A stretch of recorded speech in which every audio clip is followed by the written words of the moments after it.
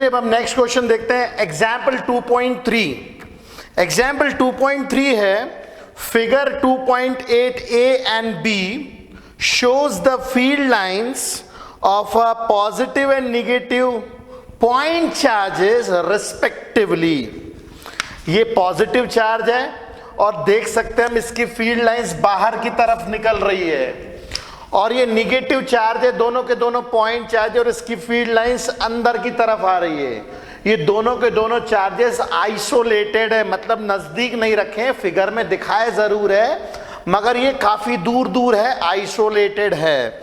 अब इनमें हमें क्वेश्चन पूछा जा रहा है, गिव, पहला क्वेश्चन है ए, पहला पार्ट है A, give the sign of the potential difference VP minus V Q, VP minus V Q, और दूसरा है VB minus V A, VB minus V A. यहां पे P और Q दो पॉइंट्स हैं, पॉजिटिव चार्ज के नजदीक पॉइंट है P और दूर पॉइंट है Q।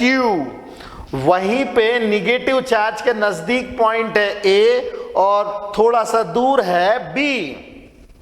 अब जरा देखिए, पहले बोला इसने पोटेंशियल डिफरेंस, पोटेंशियल का हमारे पास में फॉर्मूला होता है 1/4 pi epsilon not charge upon distance. Okay, ध्यान रहे पोटेंशियल एक स्केलर क्वांटिटी है और इसमें चार्ज के साइन का भी मतलब होता है। तो जाहिर सी बात है कि हम लोग देख सकते हैं कि ये जो पॉइंट P है ये नजदीक है पॉजिटिव चार्ज के, चार्ज पॉजिटिव है और A के लिए R कम है और P के लिए R कम है और Q के लिए ये R ज्यादा है। अब चूंकि यहाँ पे R मोर है इसीलिए यहाँ पे V लेस है, और P पॉइंट के ऊपर R लेस है इसीलिए V मोर है।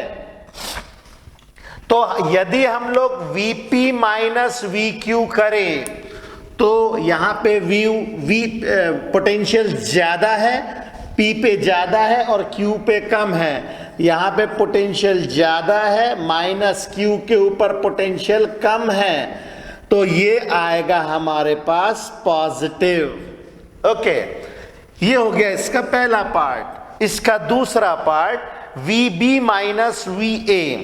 अच्छा, VB माइनस VA, यहां पे पोटेंशियल जो है 1/4 pi epsilon not Q upon R, यहां पे चार्ज निगेटिव है, यहां पे चार्ज निगेटिव है।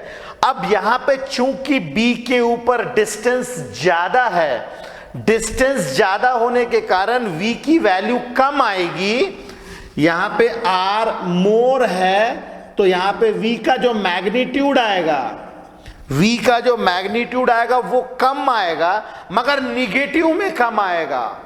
यहां पे समझिए, यहां पे निगेटिव में ज्यादा है, यहां पे निगेटिव में कम है, तो V जो B के ऊपर है वो लेस है निगेटिव, और यहां पे A के ऊपर है मोर है निगेटिव, मोर निगेटिव। यहां पे मोर पॉजिटिव लेस पॉजिटिव, यहां पे लेस निगेटिव मोर निगेटिव। अब ऐसे सिचुएशन में लेस जो है निगेटिव, जैसे हम लोग बोलते हैं ना नंबर लाइन के हिसाब से -1 -2, यहां पे -1 -2 से बड़ा है। नंबर लाइन में जैसे जैसे हम इस तरफ जाते हैं नंबर बड़ा होता जाता है, -1 इज ग्रेटर देन -2।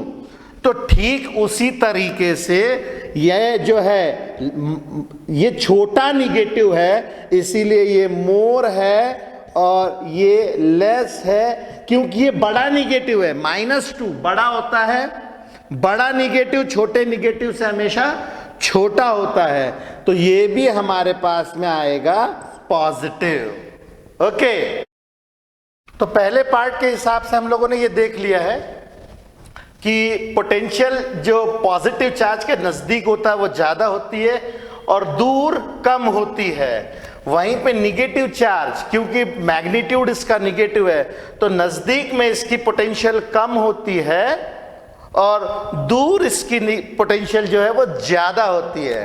अब बी वाला जो पार्ट है वो कह रहा है what is give the sign of potential energy difference of a small negative charge between the points Q and P and A and B।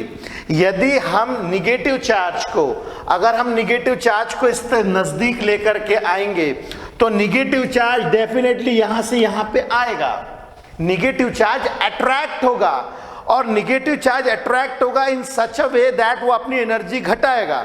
देखिए हर जगह पे सिस्टम नेचुरली अपनी एनर्जी रिड्यूस करता है। अगर पॉजिटिव चार्ज निगेटिव चार्ज यहां रखा है तो वो अट्रैक्ट होता हुआ यहां पे आएगा और वो अपनी एनर्जी रिड्यूस करेगा। हर सिस्टम को अपनी एनर्जी घटाने के लिए ही जो है वो स्टेबल कॉन्फ़िगरेशन में जाता है। तो जब निगेटिव चार्ज को लेकर के आएंगे तो निगेटिव चार्ज आएगा यहां से यहां और वो अपनी एनर्जी को रिड्यूस करेगा। तो पोटेंशियल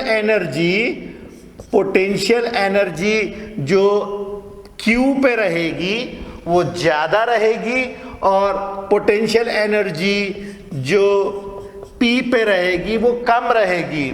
तो E potential energy Q minus potential energy at P, this will be positive. Similarly अगर हम लोग निगेटिव चार्ज को इसके नजदीक लेकर के आए तो निगेटिव चार्ज A से B की तरफ भागेगा, चूंकि रिपल्शन हो रही है और वो A से B की तरफ जब भागेगा तो वो अपनी एनर्जी घटाएगा। मतलब potential energy at A is greater than potential energy at B। ऐसी सिचुएशन में potential energy A minus potential energy B, ये भी हमें पॉजिटिव मिलेगा। ठीक है। हाँ, अगर हम लोग जैसे Q माइनस P पॉजिटिव आ रहा है तो P माइनस Q निगेटिव हमें मिलेगा। ओके, तो ये इसका दूसरा पॉइंट था। इसमें C पार्ट है give the sign of work done by the field in moving a small positive charge from Q to P। अब देखिए जरा, यहां पे दो तरीके के वर्क होते हैं। एक वर्क डन एक्सटर्नली होता है और एक होता है work done by the system. देखिए, अगर किसी पॉजिटिव चार्ज को हम यहां छोड़ दें तो पॉजिटिव चार्ज पक्की बात है P से Q की तरफ भागेगा। मगर यदि मैं किसी पॉजिटिव चार्ज को Q से P की तरफ लेकर के आता हूं, जैसे कि इस क्वेश्चन में बोला गया है, यदि मैं किसी पॉजिटिव चार्ज को Q से P की तरफ लेकर के आता हूं तो वो अपनी खुशी से कभी नहीं आएगा। मुझे उस पॉजिटिव चार्ज को जबरदस्ती पकड़ के Q से P की तरफ लाना पड़ेगा। तो work is done externally to move positive charge from Q to P। मुझे एक्सटर्नली वर्क करना पड़ेगा और वो डेफिनेटली पॉजिटिव होगा। मुझे खुद को काम करना पड़ेगा, तभी तो ना कोई पॉजिटिव चार्ज Q से P की तरफ आएगा। खुशी से तो आएगा नहीं अपनी, क्योंकि रिपल्शन हो रही है। वर्क डन एक्सटर्नली करना पड़ेगा। ओके, तो ये पॉजिटिव होगा। ठीक है, and this work is positive. मगर उस क्वेश्चन में पूछा है work done by the field.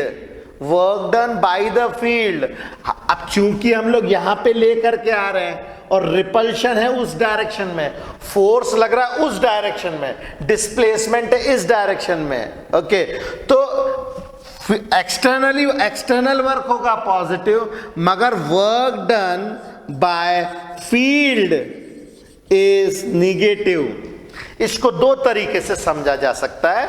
External अगर वर्क पॉजिटिव है तो इंटरनल निगेटिव होगा, नंबर वन।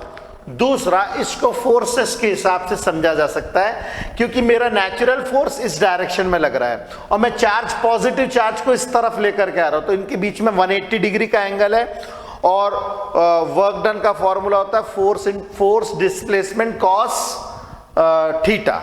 अब यहाँ पे कॉस 180 डिग्री होगा जो कि निगेटिव आता है।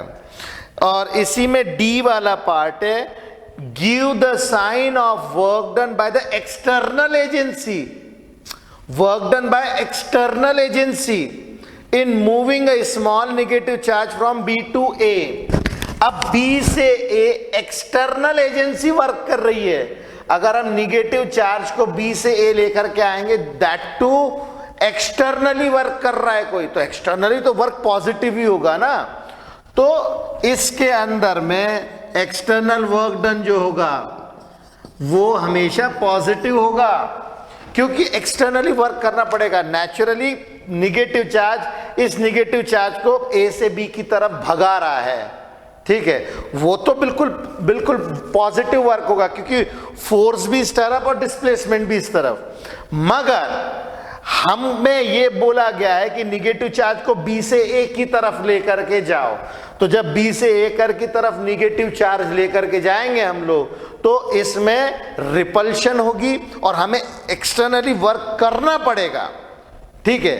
अगेन मैं बता दूं, यहां दो तरीके के वर्क है, एक work done by the system, by the charge, bye the field. ये जो रेड कलर की फील्ड बनाई है हमने, ये इलेक्ट्रिक फील्ड कितना काम कर रहा है, एक टाइप का वर्क। इसका उल्टा होता है work done externally, externally work done, और जो एक्सटर्नली वर्क डन है वो हमें करवाना पड़ेगा। तो यहां पे बी से ए की तरफ हमें लेकर के जाना पड़ेगा, तब वो चार्ज बी से ए की तरफ जाएगा। ओके, अब ई वाला जो पार्ट है इसका, ई पार्ट बोल रहा है, does the kinetic energy of a small negative charge increases और decreases in going from B to A. अगर बी से ए की तरफ मैं किसी स्मॉल नेगेटिव चार्ज को ऐसे भेज देता हूं, बी से ए की तरफ स्मॉल नेगेटिव चार्ज मैंने ऐसे करके भेजा, तो जब मैंने इस तरीके से भेजा तो उसकी वेलोसिटी घटेगी, क्योंकि ये भी निगेटिव चार्ज है और मैं यहां से जो भेज रहा हूं वो भी निगेटिव चार्ज है, तो वेलोसिटी इसकी घटेगी। और जब वेलोसिटी घटेगी तो डेफिनेटली काइनेटिक एनर्जी घटेगी, क्योंकि काइनेटिक एनर्जी जो होती है वो होती है हाफ mv²। तो velocity at A is less than velocity at B, तो while moving from B to A, kinetic energy of negative charge decreases, ये डिक्रीज होगी। ओके, तो ये एनालिटिकल क्वेश्चन था, इसे जल्दी जल्दी कीजिए, फिर हम नेक्स्ट टॉपिक पे चलेंगे।